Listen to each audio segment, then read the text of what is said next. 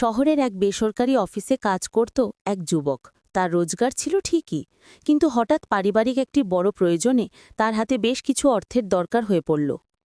এত টাকা সে হঠাৎ করে কোথায় পাবে সেই চিন্তায় সে মুষড়ে পড়ল। একদিন সে অনলাইনে একটি বিজ্ঞাপন দেখতে পেল। মাত্র কয়েক মিনিটের সহজ শর্তে মোটা অঙ্কের লোন, কোনো জামানত নেই। যুবকটি যেন আশার আলো দেখতে পেল। দ্রুত সে বিজ্ঞাপনের লিঙ্কে ক্লিক করে একটি অ্যাপ ডাউনলোড করে নেয় এবং দেয়া নম্বরে যোগাযোগ করে। সেই নম্বরে ফোন করতেই একজন অত্যন্ত বিনয়ী সুরে তার সাথে কথা বলল। স্যার, অভিনন্দন, আপনার প্রয়োজনীয় লোনের জন্য অনুমোদন হয়ে গেছে। এটি পেতে একদম সহজ প্রক্রিয়া।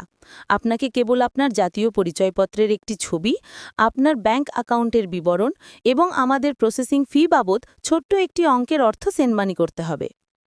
যুবকটি সামান্য দ্বিধায় পড়ল। লোন পাওয়ার আগে কেন অগ্রিম অর্থ দিতে হবে? অপর প্রান্তের লোকটি তখন বোঝাল, স্যার, এটি আপনার ফাইল তৈরি ও প্রাথমিক যাচাইয়ের জন্য সামান্য খরচ।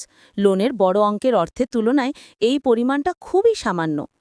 একবার লোনের টাকা আপনার অ্যাকাউন্টে ঢুকলে আপনি নিজেই এর সুবিধা বুঝতে পারবেন।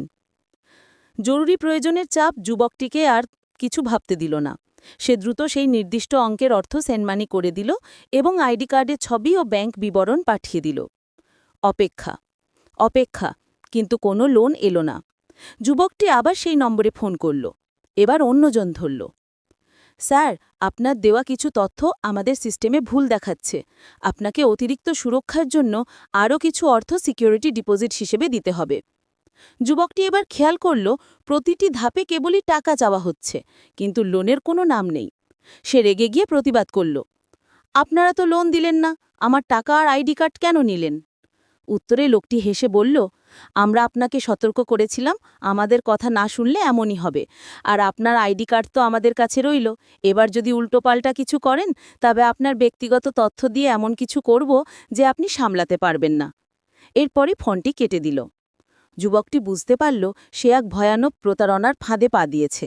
তার দেওয়া অর্থ তো গেলই, এখন তার ব্যক্তিগত তথ্যও অসাধু চক্রের হাতে।